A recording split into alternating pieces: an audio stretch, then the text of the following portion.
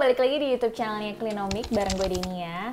Karena sebentar lagi adalah Hari Air Sedunia, yaitu tanggal 22 Maret. Gue pengen ngebahas beberapa hal tentang air nih di video kali ini. Jadi ketika awal mendesain Mini Responsible House, air adalah salah satu aspek yang kita beneran pikirin banget ketika mendesain dan membangun rumah ini. Karena kita pengen banget punya rumah yang beneran bisa menghemat dan membantu kita untuk berhemat penggunaan air sehari-hari. Makanya kita punya sistem grey water recycling system, terus kita punya sumber resapan dan sebagainya. Nah, kita di video kali ini pengen ngebahas kenapa sih penting banget untuk menjaga air tersebut gitu. Karena meskipun di sekolah kita suka sering dengar bahwa air adalah sumber daya alam yang terbarukan, akan selalu ada dan sebagainya, tapi faktanya air yang bisa kita akses itu sebanyak cuma 1% doang di dunia ini. 1% itu adalah air tawar ya, yang relatively bisa kita akses melalui air tanah, danau, air sungai gitu. Nah, yuk kita simak kenapa pentingnya penggunaan air dan tips menghemat air yang bisa kamu lakukan di rumah.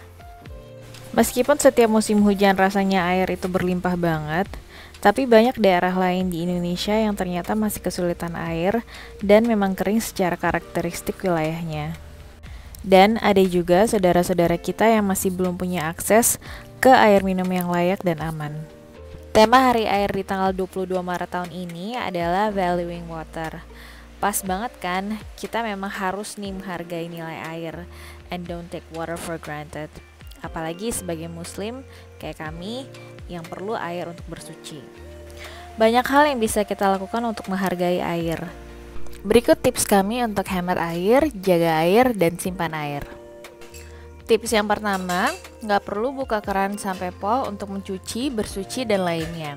Kalau perlu, gunakan fitur tambahan yang bisa menghemat air, misalnya kepala keran yang dijual terpisah, atau tambah pompa supaya tekanan air di keran lebih mantap hanya dengan membuka keran sedikit aja.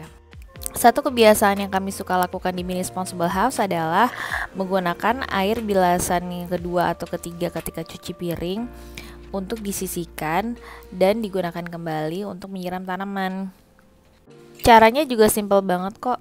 Kami biasanya cuma naruh jug untuk nyiram tanaman di kitchen sink kayak gini dan taruh air bilasannya sambil cuci piring. Kalau udah penuh, kami tinggal bawa keluar untuk digunakan menyiram tanaman.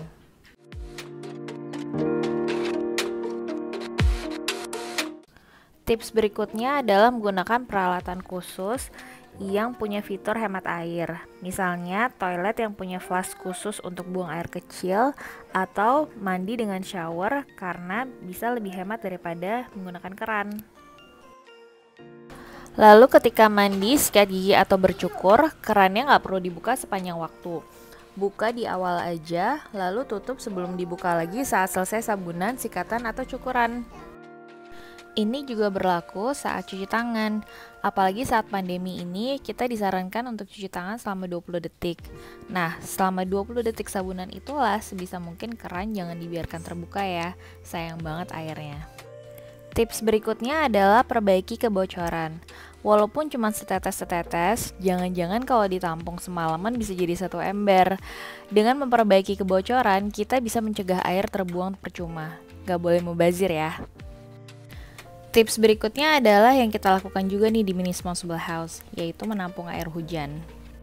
Mumpung lagi banyak hujan, sebaiknya kita tampung nih air hujan tersebut untuk keperluan cuci-cuci, perkakas, bersih-bersih di luar, maupun kebutuhan sekunder lainnya. Sehingga untuk keperluan ini nggak perlu menggunakan air tanah atau air ledeng. Ngumpulin air hujannya juga bisa sesimpel gunain ember kayak gini loh.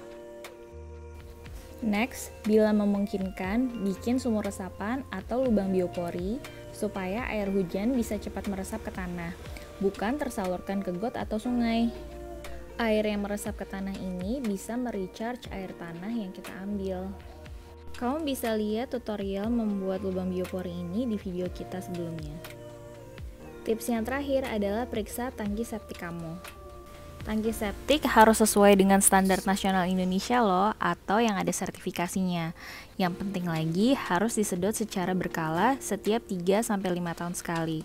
Karena kalau enggak, ada kemungkinan tangki septik kamu bocor dan bisa mencemari air sumur atau air sumber tetangga. Sehingga kita jadi tidak menghargai air tanah kita. Ayo sekarang coba cek septic tank di rumah kamu ada di mana ya. Pada kesempatan kali ini, Clinomic juga ingin mensupport project Let's Free the Water yang diinisiasi oleh Kerja Bakti dan TerraWater. Let's Free the Water adalah sebuah program untuk memberikan akses air minum yang aman untuk 100 keluarga di daerah Balik Bukit, Desa Songan, Bangli, Bali sebagai tahap awal Songan Water Project. Penduduk di daerah ini tidak memiliki akses air tanah atau perpipaan, dan sumber utama airnya adalah dengan menampung air hujan yang hanya turun 3 atau 4 bulan setiap tahunnya. Air hujan yang ditampung ini kemudian dimanfaatkan oleh mereka untuk konsumsi sehari-hari, bahkan banyak dari mereka yang meminum langsung air hujan tersebut tanpa diproses sama sekali. Biaya air dari penyedia air lokal tergolong mahal dan tidak dapat diandalkan. Sedangkan untuk mengambil air ke danau, mereka harus menempuh jarak 8 km. Itu pun kualitas airnya sudah tercemar. Melalui program Let's Free the Water ini, kita bisa mendonasikan TerraWater, sebuah filter air minum alami yang dapat menyaring air tidak layak minum menjadi air yang aman diminum tanpa listrik ataupun bahan bakar. Dengan menggunakan filter ini, mereka tidak perlu lagi minum air mentah yang membuat mereka sakit atau mengeluarkan biaya banyak untuk air minum. Yuk berikan hadiah kecil bagi keluarga di Desa Songan dengan menyediakan akses air yang aman. Info lengkap untuk donasi bisa lihat di caption ya. Selamat Hari Air Sedunia. Don't forget to value our water.